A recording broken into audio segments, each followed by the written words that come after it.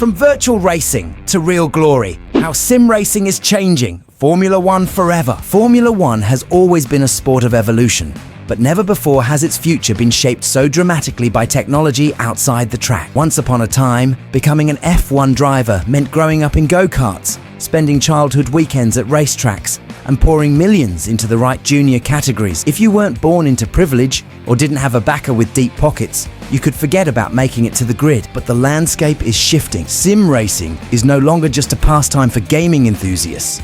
It has become an essential tool for driver development, race strategy, and even scouting the next generation of racers. F1 drivers today spend just as much time in a simulator as they do in an actual race car, fine-tuning their skills on virtual versions of circuits before they even set foot in the paddock. And in some cases, sim racers who grew up on Gran Turismo, iRacing, or F1 23 are making the leap into real motorsport, bypassing traditional junior formulas entirely. So how did we get here? How has gaming gone from a casual hobby to a legitimate training ground for the world's best drivers? More importantly, could we one day see an F1 champion who never raced a kart, but instead earned their way into the sport through a gaming setup? Sim racing, a new path to the pinnacle of motorsport. There was a time when if you wanted to learn a racetrack, you had to actually go there. If you wanted to test car setups, you had to take a real car out onto the asphalt and burn through a limited supply of tires and fuel. That time is long gone. Today, every Formula One team has a high-tech simulator,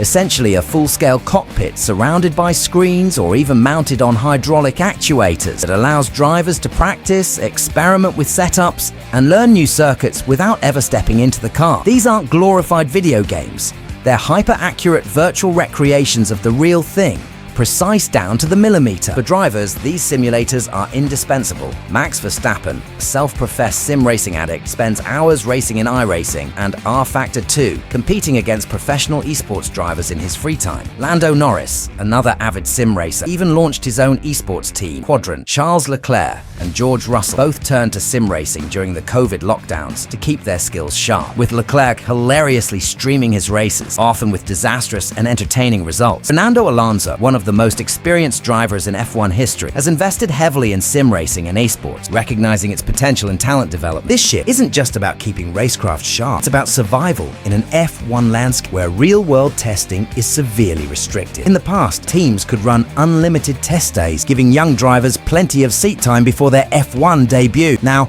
rookies get only a handful of practice sessions before being thrown into the deep end. The only way to prepare? Hours and hours of simulator training. But what happens when the line between training tool and proving ground starts to blur, when gamers become racers? It sounds absurd on paper. A kid who grew up racing on a PlayStation suddenly gets into a real race car and competes with professional drivers. And yet, it has happened more than once. Jann Mardenborough, the ultimate sim racer success story, started as a Gran Turismo player with no real racing experience, won the Nissan GT Academy, beating thousands of other gamers for a chance to race in real motorsport, adapted so well that he went on to become a Le Mans podium finisher and a professional racing driver in GT and single-seaters. His story was so unbelievable that it became the plot of the 2023 Gran Turismo movie. Mardenborough isn't alone. Other sim-to-track success stories: Igor Fraga, a Gran Turismo esports champion who made the jump to Formula 3. Rudy Van Buren won McLaren's world's fastest gamer competition and was hired as an official simulator driver for the F1 team. James Baldwin transitioned from sim racing to competing in the British GT Championship. These drivers never needed to go through traditional cars. They proved their skill in the virtual world and transitioned into real motorsport. If the talent is there, does it really matter whether it was developed in a real car or a virtual one? The power of F1 simulators. While esports drivers breaking into real racing is impressive, the true revolution is happening within F1 teams themselves. Formula One simulators are now so advanced that they can replicate real-world conditions with near-perfect accuracy, allowing teams to fine-tune everything from race strategy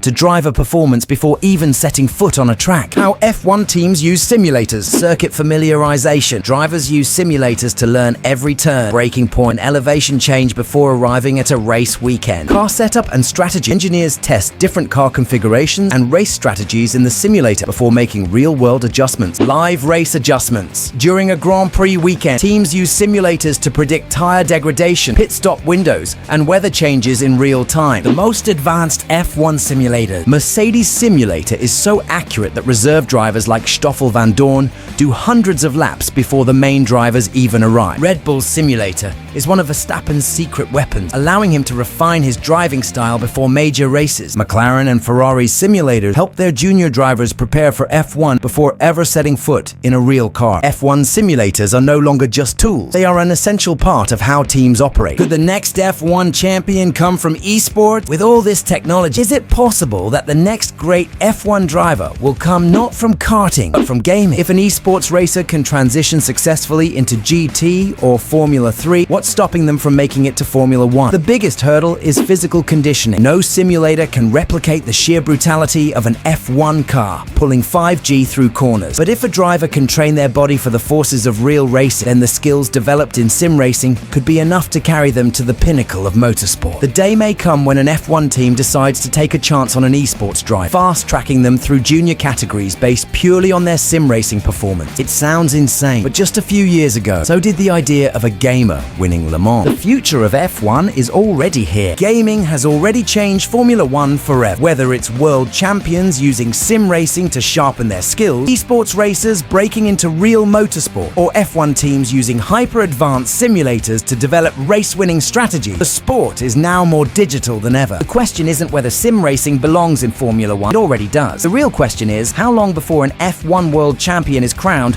who started their journey not in a car, but in front of a screen? Let us know in the comments and subscribe to Formula 1 Dramas for more deep dives into the past, present and future of F1.